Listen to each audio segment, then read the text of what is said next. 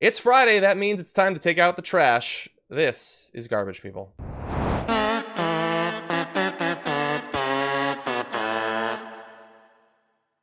Okay, Brett. You, I don't think, have a can, but I have a can. Okay?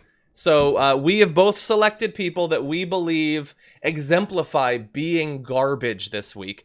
And we didn't decide who was going to go first. So why don't you go first this time? Oh, I see your rundown, Trey. Okay. So my garbage person is Kenneth Copeland, evangelist extraordinaire. You've got to love Dr. Kenneth Copeland. I think he calls himself Dr. Kenneth Copeland because it's a made-up doctorate he has in nothingness.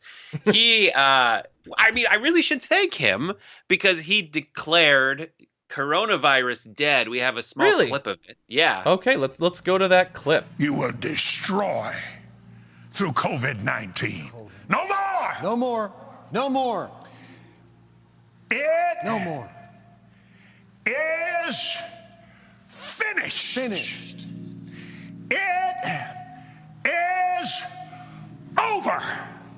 It's beginning to draw up and shrivel and disintegrate. Yes.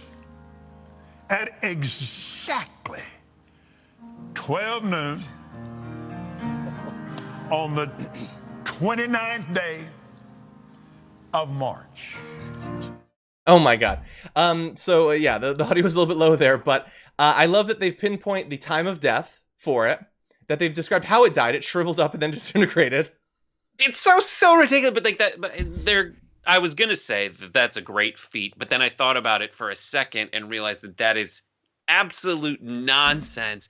You think? I think so. All the evangelists are trying to say, listen, don't listen to scientists. You need to listen to me. I will protect you through faith against coronavirus, instead of having people like wash their hands. There was another guy who said like Purell is for pansies in Europe who are evangelicals in Europe and ministers who are saying you should wash your hands and cancel services. There was another guy who planned an Easter Woodstock type blowout of people coming together. But it's like, it just reminds me of the old joke where it's like, there's a guy, he's drowning and he's like, oh, God will save me. And then like a log floats by. He's like, no, God will save me. A boat comes by. No, God will save me. Like a helicopter comes down to pick him up. No, God will save me. And then he dies and goes to heaven. And he says, God, why did you let me drown? And God's like, what are you talking about? I sent you a log, a boat, and a helicopter.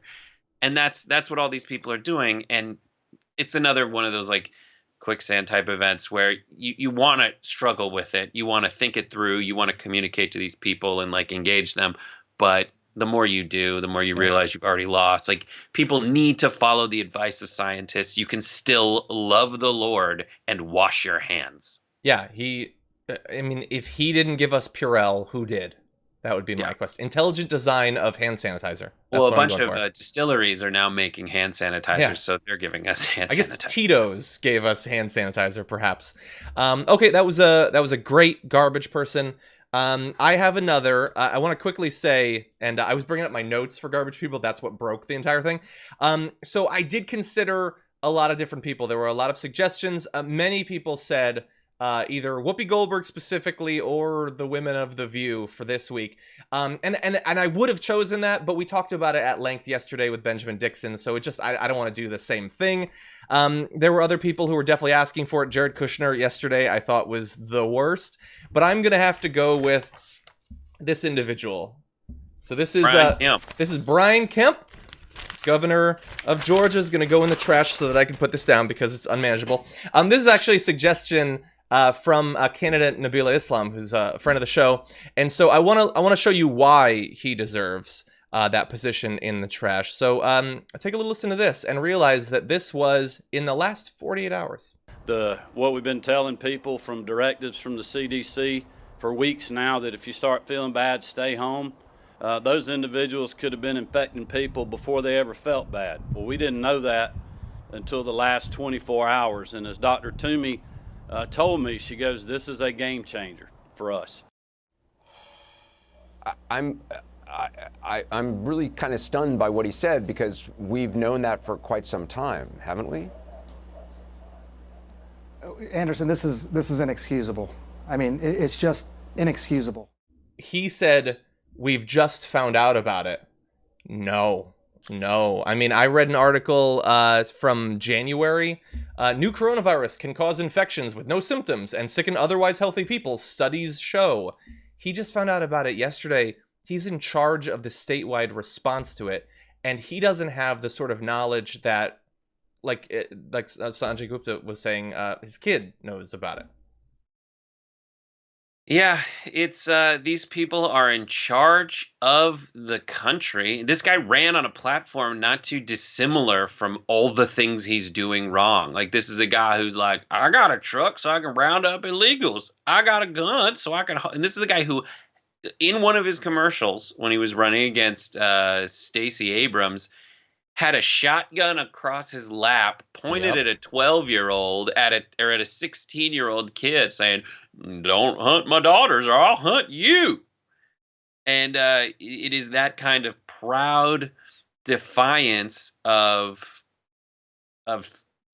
rational thought and any kind of intellectual curiosity that, unfortunately, is your responsibility, buddy, when you're the governor of an entire state. People put their faith in you, but that is wildly bad decision. Yeah, I imagine how much better off the people would be if Stacey Abrams had not had the election likely stolen from her back in 2018. Like, because he was the Secretary of the State at the time. Exactly. Got rid of a lot of votes. Exactly. Everyone, take a look at our videos from the time.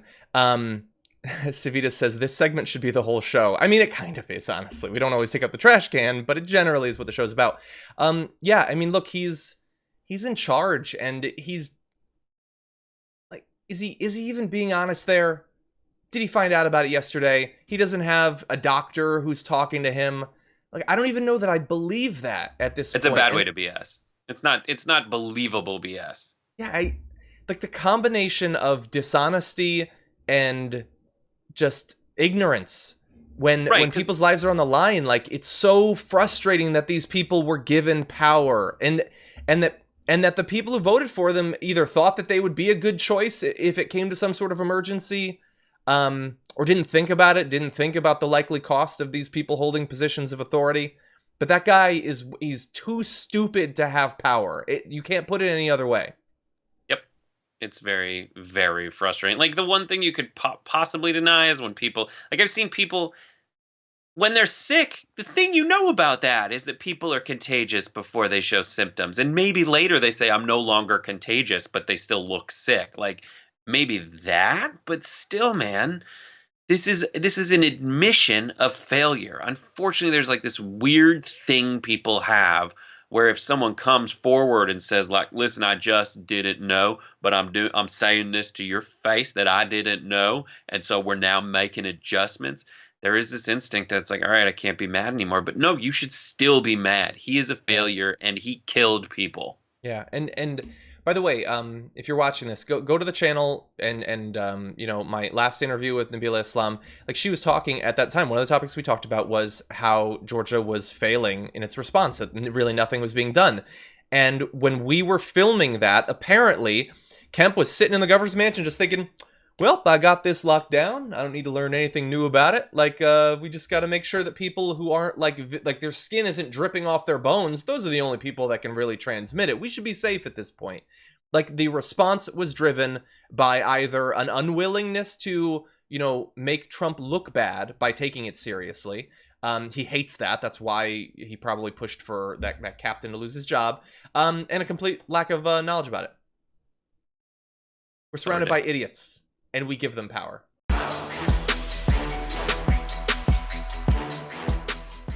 Check out the Damage Report podcast each day, wherever you get your podcasts, whether Pocket Casts or Stitcher or iTunes. You can join me as I give you the news and stories you want, with a range of co-hosts and interview guests jumping in on the fun each day. Again, that's the Damage Report, wherever you get your podcasts. And if you get them at iTunes, don't forget to rate and review. Sometimes I'll read them live on the show.